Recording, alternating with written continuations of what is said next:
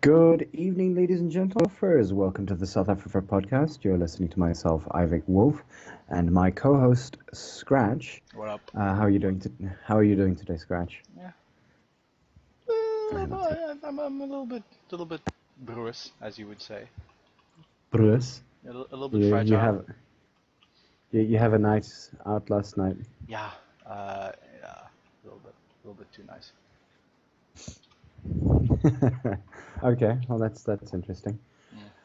Mm. So yeah, welcome to the South Africa podcast. To those of you who are listening, I hope you guys are doing well. Obviously, Scratch is dealing with a hangover. I'll survive. Come back Yeah, feel you worse. better. Failed threats. So yeah, this evening we're going to be dealing with a couple of things we've been finding on the internet recently in respect to some of the news articles. One of the things that we'll be speaking about is the Coyote Awards. Obviously, got announced. The winners of the Coyote Awards got announced, if I'm not mistaken, last night, somewhere around about that, sometime within this last week. So we're going to be talking about that. Beyond that, we're also going to be talking about furries in the news and some of the things that have been sort of spoken about recently. Two articles that I actually have here are Furries in Hong Kong. Full title, The Furries of Hong Kong, Men and Women Who Dress Up as Animals and Say They Feel More at Home in Their Second Skin. That's a long ass title. Very long ass title. And then one done in what would you call this? An interview of Dr. Courtney Plant, the research psychologist and co-founder and lead analyst of the International Anthropomorphic Research Project. We actually had him on the show a couple of months back. Yeah, the IARP. He was Yeah, a the gem, and he IARP, was a wellspring Dr. of Courtney. knowledge. Say again? He was a gem, and he is a wellspring of knowledge. Exactly, agreed. Beyond that, we're going to be taking questions from you guys who are listening. I see we've got a couple of people on here already. Revvax, Wolfel Steelpaw, Amelon. So far, just in our chat at this point. Beyond that, I'm pretty sure that there are other people who are also listening to us. Let me see here. Is Mind? No, that's 813. That's probably a while back. Yeah, Mind, Kink and ZA are all listening on the first stream side. So hello to you two as well. I just want to find out whether we're live there. Okay, Yeah, we should be. apparently we are live there. Cool. Mind just remember, there's always that like weird issue that they have with first stream and the Flash player and whatnot and so on and so forth. So it does get a bit. So if we do drop out that side, just let us know, and we'll obviously talk about that as well. Yeah. So Scratch, I'm not sure if you've. I actually just want to talk about local news very quickly. I'm not sure if there's been anything happening in Cape Town recently in respect to like meets that have been happening, or Nothing in particular. you know, It yeah. was a board game day like last weekend or the weekend before. I Mm-hmm. can't remember. Yeah, I think it was this weekend. That's like last weekend. Mm-hmm. And I mean that's about it for like meets that have really been happening. Mm-hmm. We don't really organize too many things like that. A lot of people are in different places, and yeah. People in Cape Town don't like Okay. driving around, okay?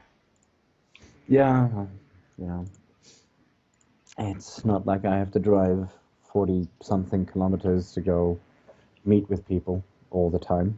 All the time.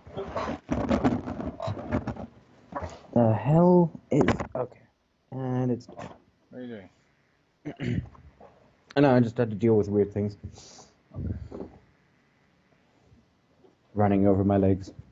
Oh, They okay. scare me sometimes. Moths. I am a murderer. I am sorry. So what's been happening on your side? There have been a couple of like fur meets and things like that. I haven't necessarily been. I haven't been to a fur meet in like what 3 months now. Ish. Yeah, or 2 months. I'm not necessarily sure, but one of the two. But yeah, so I know that there have been a couple of furry meets. Obviously, Two of the furs who are here in South Africa have actually gone overseas now to where was it? Thailand. Rocket Taka. Thailand. No, who I thought went? Rocket and Taka went to America. Okay, so it wasn't them, but they do jet set quite often. Yeah. I think it's Dask and Yaku. Oh, Yeah, nice. Dask and Yaku have gone overseas. Yeah, Oh, nice for them. started their first day. Yeah, no, like this is actually pretty interesting. So those of you guys who are actually looking for a career in English and possibly want to have a little bit of international, exposure, obviously there's a lot of jobs going that way. If you're interested in going, I hear Thailand is beautiful. China is China.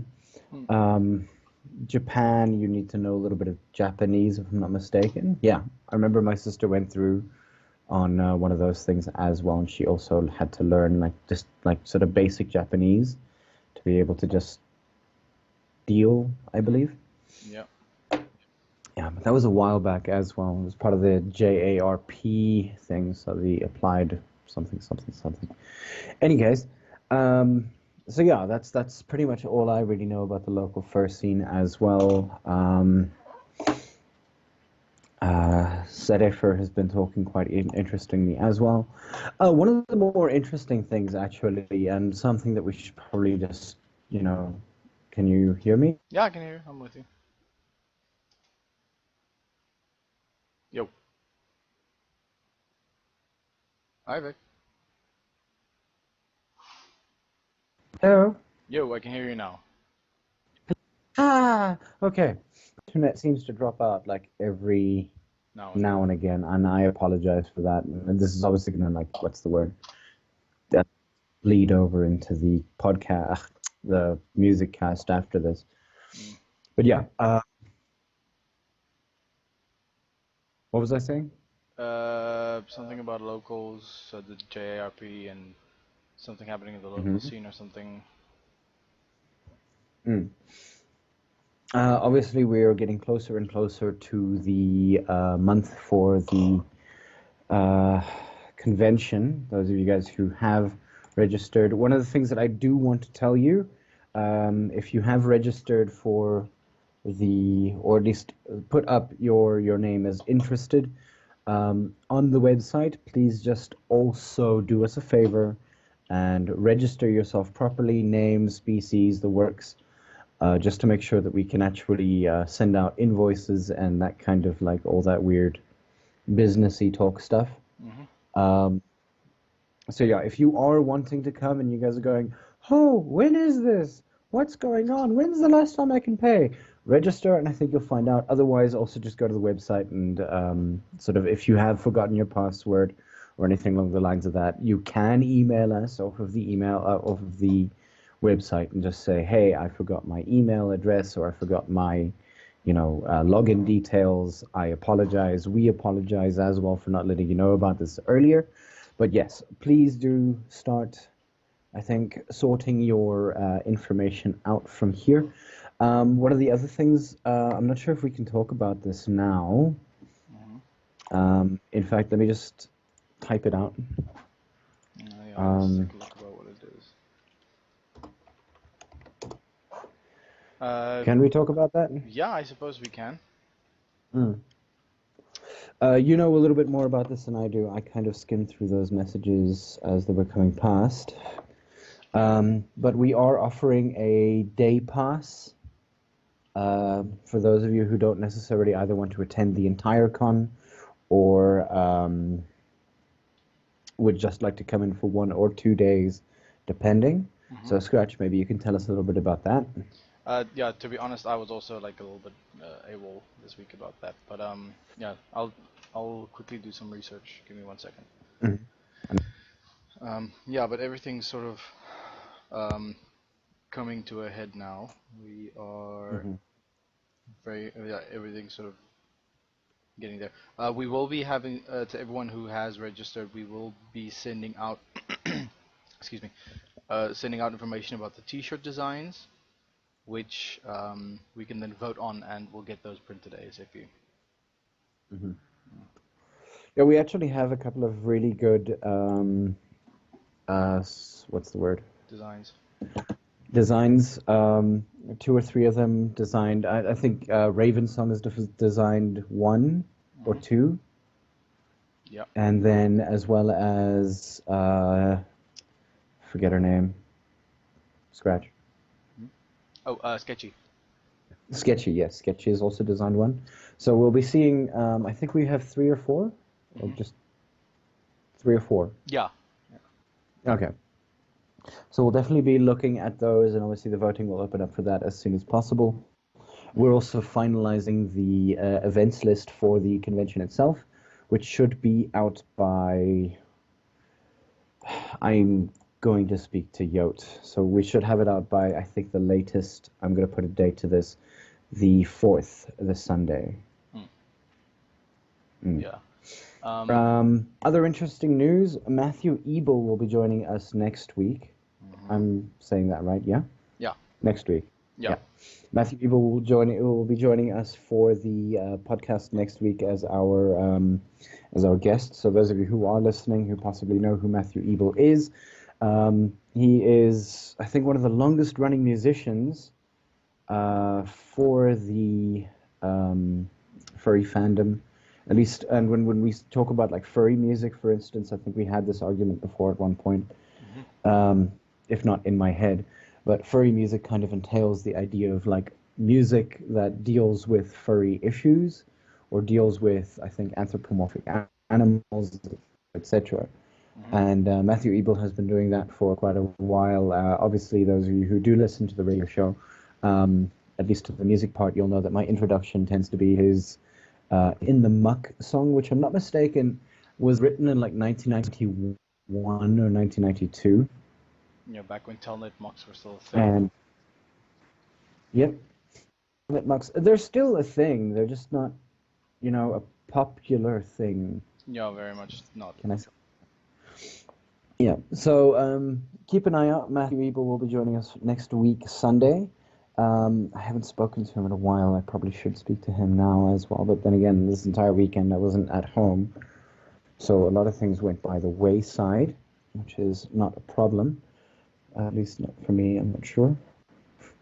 Any case, so yeah, Matthew Ebel next week, and I think we have a question here from Mind, asking how many furs have registered for the convention. Scratch, once again, I think you're Sorry. a bit more clued up than I am. Yeah.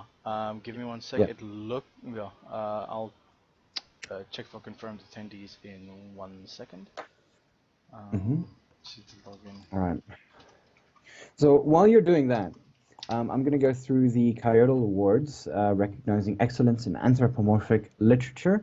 Obviously, this happened at the Furlandia Convention in Portland, Oregon. And obviously, we had a look at some of these. I think it was about 2 or 3 weeks back. We looked at the people who were nominated. Among them, for Best Novel, there was Chris Schnee, Kyle Gold, Malcolm F. Cross, Madison Keller, and Yoko Tawada. And Chris Schnee actually won the Best Novel with The Digital Coyote. I would actually say that maybe we should actually go and read that book as well, because as those of you who have followed the Coyote Awards before know, it is an award system for,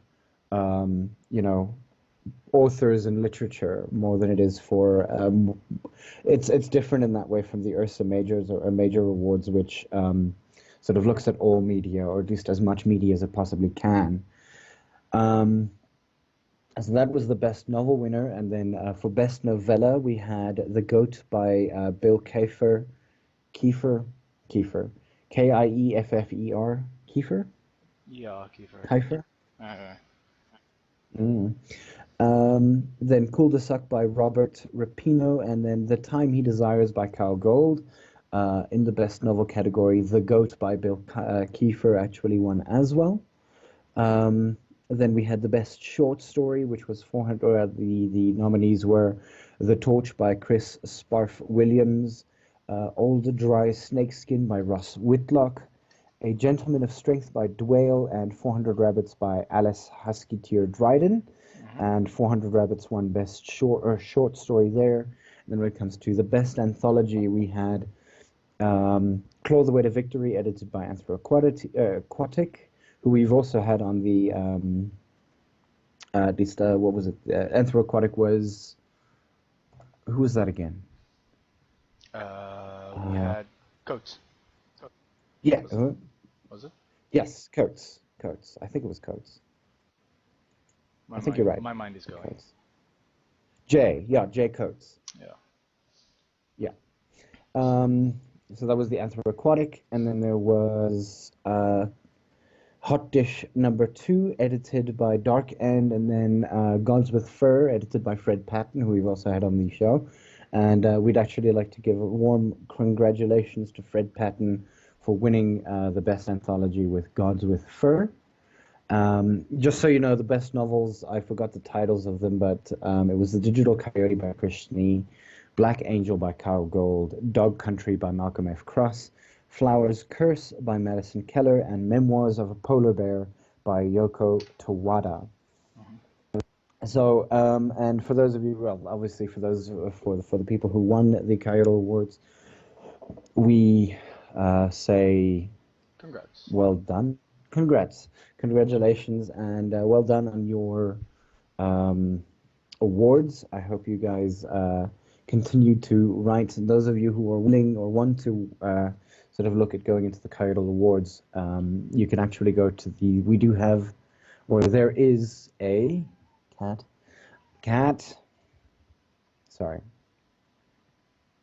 There is a anthropomorphic literature group out there where the Furry Writers Guild, the FWG, which actually also contributes literature to the Coyote Awards or forwards them as award nominees.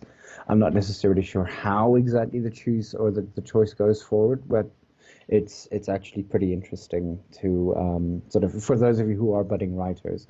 So, Scratch, you have the information for the furs that are registered for the con? Yeah, we have 25 registered and sort of mostly paid up people. And yeah, how many? 1 day visitor it seems so far. But yeah, that's about it. And then a whole bunch of people who are still interested. But Okay, yeah, 25 fair people enough. at least. Yeah. Overall, how many people were interested? Like 78. Yeah. Yeah. 25 So people out of the have 78 committed. people who were interested, we have 24 people who have registered, and is this started paying? Yeah. Okay. So, and for those of you who don't know, the closing date for payments and bookings and everything like that is canoodling with my brain at this point. Registrations are still open. Up to the end of May. Up to the end of May, yeah, for registrations, and payments are by the 21st of June. We'd like full payment by the 21st of June. So there is still a large amount, or there's still a little bit of time for you guys to hopefully just get your finances in order if you guys are willing to come through. We also offer for day visitors. There is a super sponsor day visitors where we require 50% deposit by the 10th of June. Just note that if you do go onto the website, www.south-afrifur.co.za, you can look at the registration information by clicking on the links on the website themselves. You can also have a look at the venue if you're sort of having or wanting to have a look. It's actually pretty nice. We're actually going to be traveling there at some point within this next month as well, just to sort of scope it out ourselves as well, to make sure that we are able to do everything that we want to do as well, after we've had the provisional list of things that we want to do there. Yeah. Cool. So, yes. So I know that there. Okay. So the chat isn't necessarily very lively just yet. I'm hoping that you guys do become more lively. You can ask us as many questions as you want to, anything. I'm opening up the chat window. Chat window just closed. We're losing you. Ivik, you there? Ivik. Hello You're again. back. You're back. Yes, I'm back. It's like I said, this is going to happen every now and again. I do apologize. And once again, it's probably going to cut into the conversations on, or at least the music stream as well, but hopefully we'll be able to do this as best as we possibly can. So yeah, if you guys do want to chat with us, do remember that we are here to chat with you. So we've been looking at a couple of the, we can move on to the next topic, yeah? Mm-hmm. Yeah. Okay. So our next topic is obviously looking at some of the news about furries that has actually come out into public media. We looked at the furries, or we mentioned it earlier, the furries of Hong Kong, men and women who dress up as animals and say they feel more at home in their second skin. Obviously, this article itself sort of is very, very long, but it's not necessarily a bad thing, I believe. It was published on Wednesday, the 3rd of March, so it's a bit dated, but May. But yeah, so the information is actually here on the South China Morning Post. Interestingly enough, about lifestyles. So in the lifestyle section, if you guys are willing to have a look. So this actually follows I believe it's a furry named Kush, and how how he speaks about his interactions and how he actually sort of became a furry, and what sort of drew him towards it. When Kush saw people presenting themselves as animal characters on the internet several years ago, he knew immediately that he had found his calling. So this is obviously just like a little bit of I'm going to say it like this, the idea of a fluff piece. In essence, it's just sort of, it's very, very short as well. But talks about a 23-year-old design student is one of about 50 furries in Hong Kong itself. About half of them are expats. Another furry says, okay, it's not that short, actually. It goes on. I thought we finished there. And it just sort of talks about the idea of like fursuits and how people look at the stylistic distinctions between Western and Asian furs. For instance, sort of just lifting out a couple of pieces of information here. Canines are the dominant characters of choice in the West, while in Asia, the trend for mythical creatures, including dragons and chimeras, is more, sort of seen that side. Interestingly enough, also Asian fursuits often have shorter snouts. They tend to resemble anime characters a lot more in their design. So that's actually pretty interesting. Mm-hmm.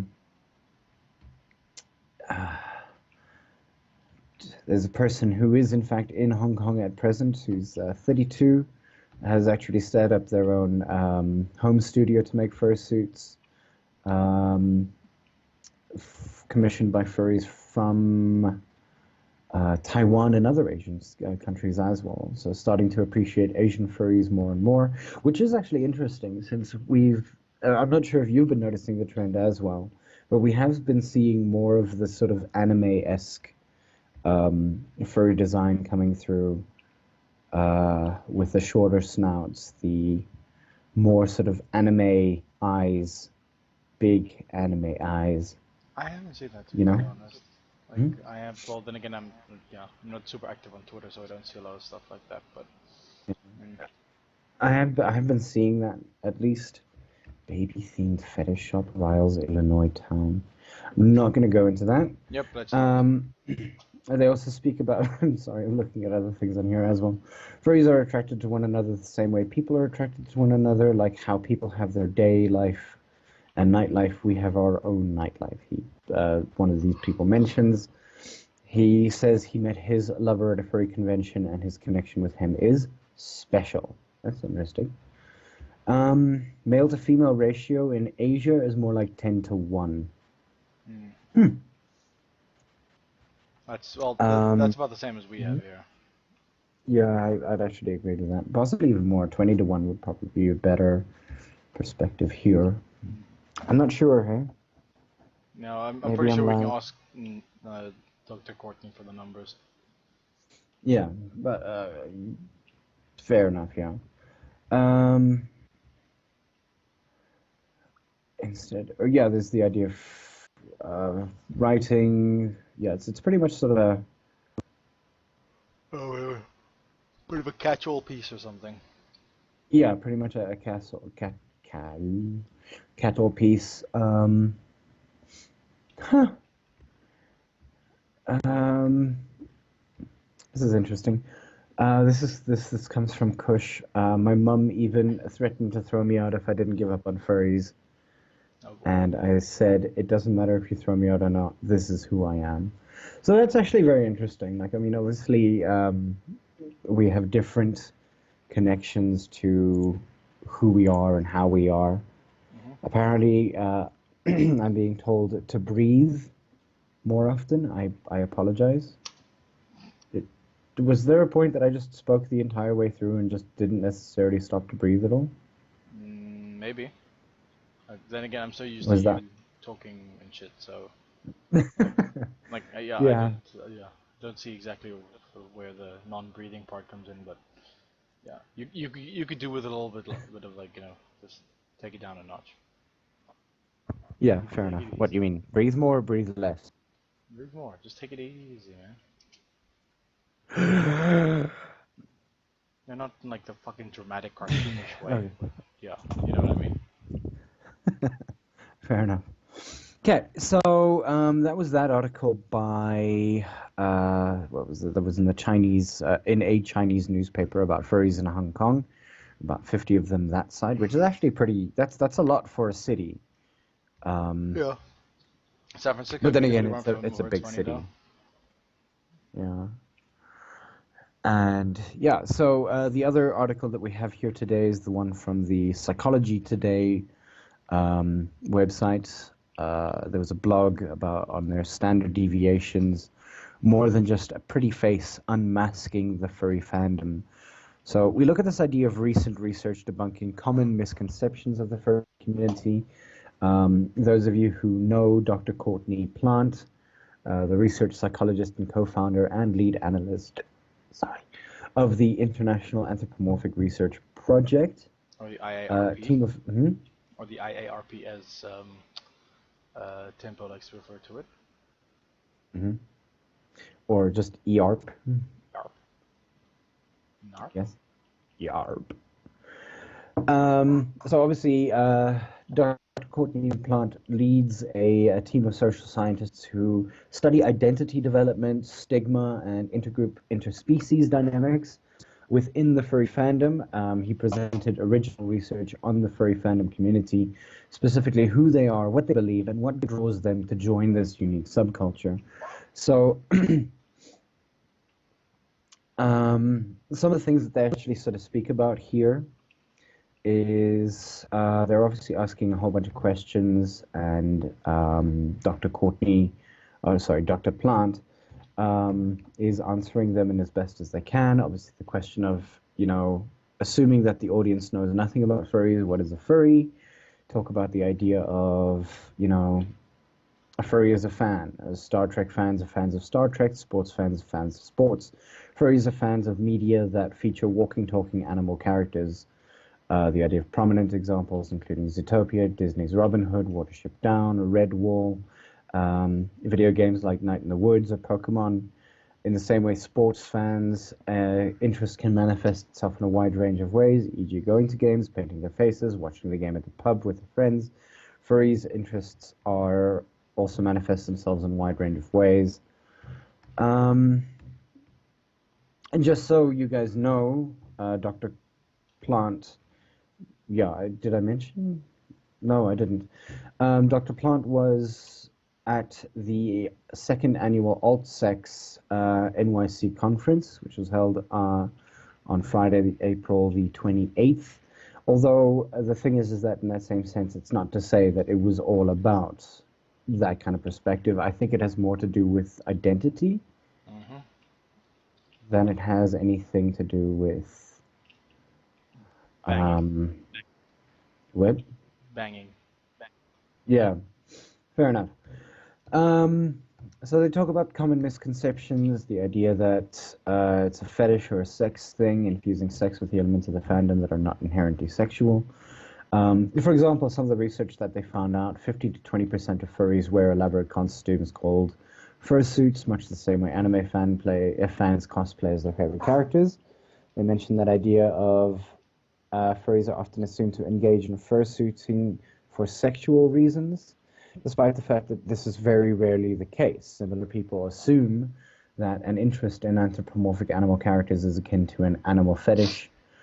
Yet another misconception about furries based on the assumption that there is something wrong with furries, that pathology needs to be invoked to explain why a furry becomes a furry.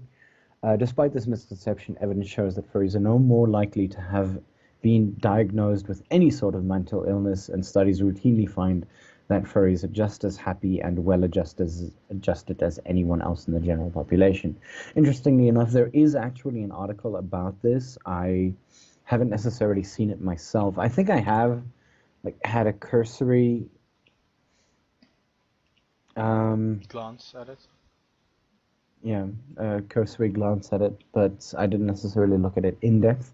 Also, Mind responds with, just in respect to the whole breathing thing, when my internet cuts out and you were like, I'm losing you. Oh, okay. So, I got and you. now I get the joke. Yay. Okay. Um, what makes someone interested in becoming a furry? They argue that most people have a history of consuming furry-themed media, culture that grew up with Bugs Bunny, Mickey Mouse, Pokemon. Um, while many people simply grow out of that interest, some people retain a lifelong fascination with it. It's actually pretty interesting. Mm. In the same way, people continue to love Star Wars or model trains well into their adulthood. Um, Discuss content, organize meetups, pretty much what you'd expect to find in any fan community. Um, Participatory fandom, what do you mean by this? Where the focus of the fandom is a single line of media, the furry fandom is incredibly decentralized. I can agree with a lot of these sort of perspectives. Mm-hmm. The idea of conglomerate of artists, writers, customers, musicians, fans who congregate and collectively contribute to content to the fandom, Mm-hmm. or contribute content to the fandom. More than half of furries do some form of graphic art Yep, or creative writing, this is true. meaning the fandom is filled with thousands of unique content creators. So that makes it a participatory fandom rather than a passively consuming than the idea of passively consuming content. Although, would you say that the Star Wars community is a contributing society? I don't. Oh, damn it! I don't want to be here. I don't know. I'm sorry. Sorry, not you. I accidentally clicked the thing. Um, Mm. the it kind of feels like, especially these days, the Star Wars lore is sort of gate kept by someone. Although people always Mm-hmm. they create their own, excuse me, characters like within the framework. Like you get people Yeah. who cosplay as like Mandalorians or Twi'leks or whatever.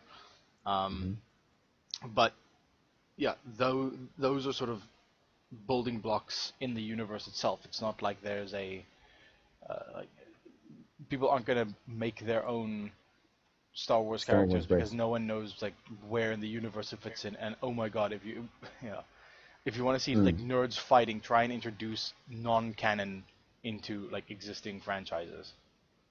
Yeah, fair enough. It's like trying to go like crossways with I don't know, the zombie fandom, Mm. and taking Left 4 Dead zombies and putting them in your um, I've forgotten the game now, slash series, Uh, Walking Dead. yeah. Oh yeah. and like doing that kind of crossover, which would actually be interesting to like see if The Walking Dead ever went as far as to go to like mutating. Yeah, some of them did, some of them didn't. I mean, and there's like, yeah, there's always the different kinds of zombie etymology that you get. Like, was this a biological thing? Is this like a spiritual thing? Or not spiritual, like a magical thing or whatever the hell? Because yeah, can the thing mutate? Can it spread? Like, Yeah, uh, all that kind of jazz. So yeah, even I mean even it's within the mhm. zombie sort of canon, there's a whole bunch of different zombies. Yeah. I mean, and that's kind of interesting. I guess we can probably look at the zombie, and I don't know, like the zombie fandom is probably like what the most passive of the lot, considering that a whole bunch of people sometimes just go on zombie walks where Yeah. they put on face paint and things like that and randomly Yeah. walk through town. Yeah, I don't even think it can really be described as much of a fandom, to be honest, because it just feels like people are. Yeah, I mean, yeah. How would you put that? Because it's yeah, it's not generative in the same way that ours is Very good definitely, question. but I mean, people are fans of zombie media, but no one like quote unquote self-identifies as a zombie kind of thing. Well, I self-identify as a zombie every morning, but that's a completely different story. Yeah, fair enough. I apologize. I cut out like halfway through that, but it's okay. I'll catch up somewhere. But yeah, no, I mean, again, that's it's strange though, isn't it, that something like that does kind of exist? Because I was going to mention, like, but what about the idea of vampires and werewolves? Do they have their own fandoms? I'm pretty sure they do, but I mean, yeah, again, it's sort of, it's kind of in the same boat as the zombie thing. Um, Yeah. yeah, I don't know. It feels there's not a lot of wiggle room in there to like be creative and do anything like very like generative or very spontaneous. Hmm. At least that's how I feel. Hmm. No, it's true. Oh, so just for us, I think, can you hear me? Yeah, I can hear you. Okay, cool. For our interest as well, just one of the last questions that they did ask was this idea of, where we can find this research. Uh, Yeah. okay. Which is on the furryresearch.org website, and then obviously there's a free ebook at www.furscience.com. So if you do want to have a look at some of these stats, or if you're, interested in going into a sort of sociological study of furries within, specific areas and things like that. Maybe you can also have a look at the sort of research that has been done so far and see whether you can create your own social science, master's paper or honors paper on To uh, furry. furries. Yeah.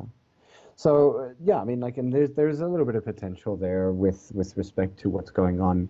I guess possibly one of the things that you can always do is just, I think, contact uh, Doctor Dr. Courtney to sort of present or propose some form of study as well, which would also be really really interesting um, through your university and doing something along the lines of that.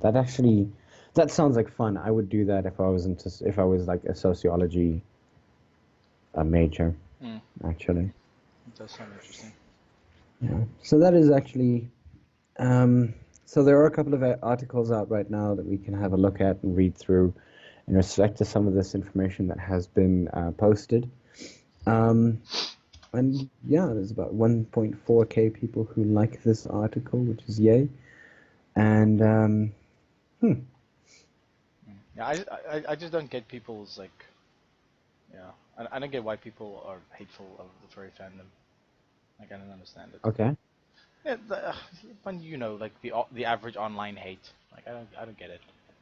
But my mindset sort of recently shifted. Like, why would you sort of want to hate something that you're not like part of? Like, why would you want to deprive other people of just the having fun essentially, And B, why would you do that if it doesn't even sort of really concern you? Like, why, No, yeah, why generate hate in true. your own life for no good reason? It's about belonging, I think, and if you belong on the other side, which obviously seems to have a lot more voices, then why not?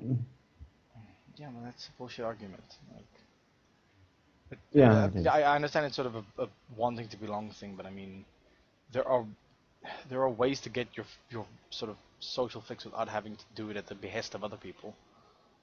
No, it's absolutely true. And I mean, we did kind of speak about this the last time we had a podcast as well. It's that idea of wanting to belong to something, wanting to feel connected to something. We kind of also talked about the idea of therians and therianthropes. Did Did we? we? I don't think we did. I don't think we did. Um, where, oh yes, no, I actually had a conversation on one of the Telegram groups at one point, which had to do with the idea of what exactly is belonging and why Therians exist and what is the language behind being a Therian, um, and sort of things like that. And I guess to a large extent, and I'm going to draw some connections possibly to the idea of the vampire community, which actually does in fact exist. Another article, a Q&A session written by Michael Aaron, PhD, Dr. Michael Aaron, who then also spoke to Dr. Courtney. So yeah, he also asked about the idea of what vampires are, for instance. And I don't know, like it's pretty interesting. Huh. What? I'm just now looking at this article on the vampires, for instance. They spoke to the director of research for the Center of Positive Sexuality and a social scientist at Idaho State University, founder, co-editor of the Journal of Positive Sexuality, and a leading expert on deviance as leisure. Huh. So vampirism is actually also a very distinct subculture, with the idea mostly looking at the idea of death. Wow, Okay. I didn't. The idea of sociological trespasses, interrogating sin and flesh. The idea of denial of death. People realize that they will inevitably die. This knowledge impacts all sorts of human beliefs and practices. And of course, some of the most salient cultural rituals focus on death rites. Character development is formed around the process of denying mortality and that common psychological defenses against a constant realization of mortality are necessary in order to function. So vampires or vampire-like figures blur the lines of life and death and suggest that there is a mysterious place between the two, that death is not necessarily final. Yep.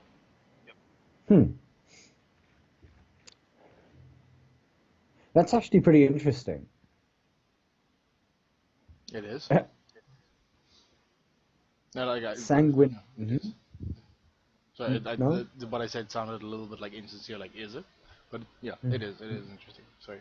Go ahead, Sanguine. Yeah. No, they talk about this idea of sanguinarians, where they actually have people who are donors, while sanguinarians report gaining energy through drinking blood. There's the other kind of vampire, which doesn't necessarily involve drinking blood, but it does involve some sort of feeding. Okay. And, most sanguinarians had one or two donors who were selected carefully, and nearly always donors were tested for bloodborne pathogens. Huh. Yeah, that's weird. Not weird, like it's interesting because you think, like it does that like I don't know, like equate to like a sexual partner or something like that. It's I don't know, really. I mean, I guess to a small extent, you kind of get the idea of, donor versus a sanguinarian, which kind of does involve some sort of connection in one way or another. This is a really, really weird topic already. yeah. I say weird, but I mean, like, it's were we? How do we get here? Also, I some love yeah. You laugh? Avec? Hello. You're, La la la you're la back. la You're la back. la. Don't pull a fucking Am I cyanide here? on me. You're back. Don't what? Don't pull cyanide on me. Cyanide? Long story. If anyone's a fan of Soviet Womble, the Let's Player on YouTube, you guys will know what that means. Oh right, yes, I've actually been watching him recently. Fuck, I love his stuff. He is hilarious, and his editing is amazing. Anyway, you were saying we were on sanguinarians and stuff like that, Yeah, or are we past that? we just did it. Hey, Or are we past that? past what? Sanguinarians. Well, I just kind of looked at this out of interest more than anything else, and huh, And it's actually pretty interesting. good answer. Huh. Yeah. Um. Hmm. I'm not necessarily liking this dropping of the internet at present. Is there thunderstorms or something? No, no, no, no. It just randomly just sort of kicks out and then disconnects and then reconnects. That's strange. Like your Skype I'm not doesn't sure. even stop though. Like, Yeah, I know. That's the weird thing. Give me a couple of seconds. I just want to try to reset this. hmm Or actually, you know what? I can carry on like this. I'll reset this before I go on to music to see whether it might stabilize after that. yeah, we have like 15 minutes or so left. Yeah, Almost even 10. yeah, yeah, yeah, yeah, yeah, yeah. Hmm. Mind actually mentions here, mostly because it's different and strange, out of the norm, trying to introduce something like furries to the South African public would result in the same result due to ons mense is te fucking hardkoppig. Yeah, that sounds about right. So, in other Capitalism. words, what we're actually saying is that the general population of South Africans are fucking hard-headed. Yeah, stubborn. And that's, yeah, and that's not including our sexual diversity within this fandom. I mean, wow. I mean, hmm? Wow. Like white Afrikaans people. Yeah. Calvinism So it's runs rampant. yeah, it's unfortunately just kind of shitty. It also sucks that Calvin like shares the name with Calvinism. Yeah. Ugh, what are you gonna do? Speaking of, I still need to climb back into those books. They're sitting on my shelf. Like, I'm eyeballing my Calvin and Hobbes books now. Ah, am I back? Yeah, you're back. Okay, cool. Yeah, it like drops and flits in and out the whole time. Yeah, it's very annoying right now. I do apologize. We might probably, unless there are other things that you guys want us to talk about. But yeah, I mean, South Africa is a little bit conservative. I Yep. say a little bit. It's very conservative. Yeah. Um, with respect to a lot of different ideas. I mean, we're still trying to get over the idea of like, not that America is not necessarily fighting with us either, but we're getting over the idea of, gaming is bad for people, um, like, and it also leads to murder, uh, which is just, it's a stupid, stupid thing. But then again, so does metal. Metal also leads to murder. Yet I haven't killed anyone yet. Problematically, I might kill people's souls. So that's interesting. Mind also mentions that his internet is dropping in and out and in.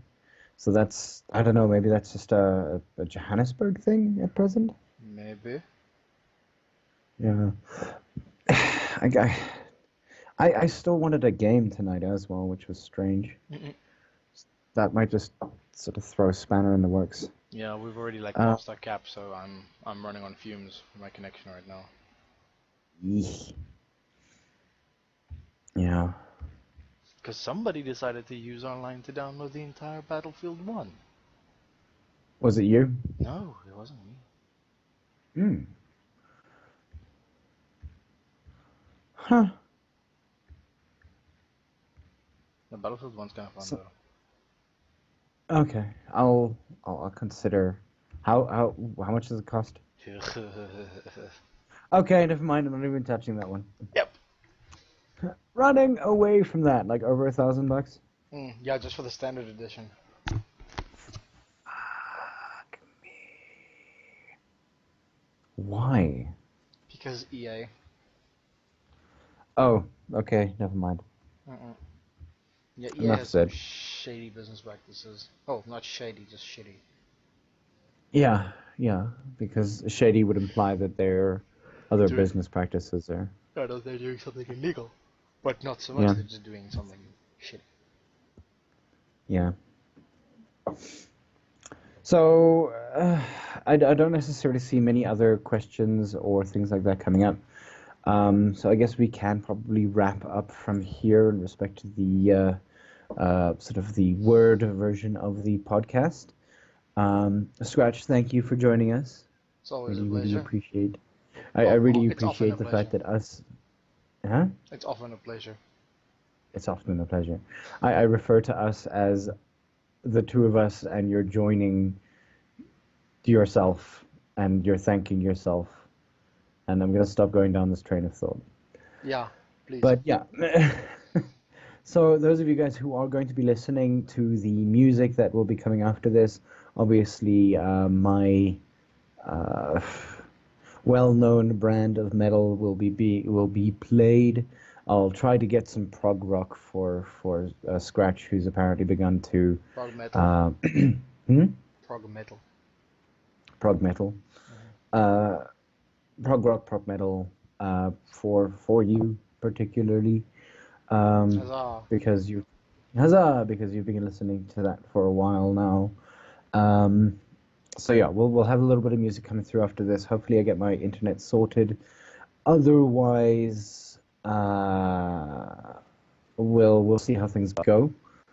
Um, but yeah, so those of you who are obviously listening to this or popped in about halfway or anything like that, you can obviously also check our stuff out on YouTube when it gets uploaded there. Mm-hmm. Um, I promise I which won't I'm forget. assuming will probably only be uploaded by the beginning of this month, end of this week. um, Uploads. I'll try and upload it tonight or tomorrow morning. So within the next 12 hours. All right. Okay. So it'll be uploaded there. Those of you guys who are listening and who do like supporting us and things like that. Yeah. The people who want to support us, buy us beer. Yes. That would be awesome. Unlimited internet, thank goodness, says Mind, and whenever it works, though. Yeah. Lol. Yeah. So welcome to Telcom, welcome to our internets again. This is becoming a... Okay, I thought I lost you. No, I'm here. I was about... Okay, I was about to start banging my head against the table. Which is probably not necessarily very far from what I normally do anyway. Yeah, let's not try and incur concussions on ourselves, okay? Yes. But yes, we will see you again next week. Obviously, have a look out for Matthew Ebel. We'll start doing a whole bunch of great Yes, that. advertising for this throughout this next week. And yeah, it'll be very, very interesting. It's gonna be fun. It's definitely going to be fun. Sweet. Alrighty, guys, we'll see you soon. Those of you who are listening on First Stream, you can obviously always go up to furry.fm if you want to listen to some music and chill out on that side. And, you know, obviously, those of you who are listening currently, you're more than welcome to just pop into chat and tell me to try to play a different, some sort of song. I am okay with requests. I tend to not necessarily always have the song that you are sort of requesting, but we'll definitely try to find it if you do request it. So yeah, requests are open in the next 5 or so minutes when I do actually make it on. So we'll see you again next week. Remember Matthew Ebel, and yeah, have a good one. See you guys. Cheers.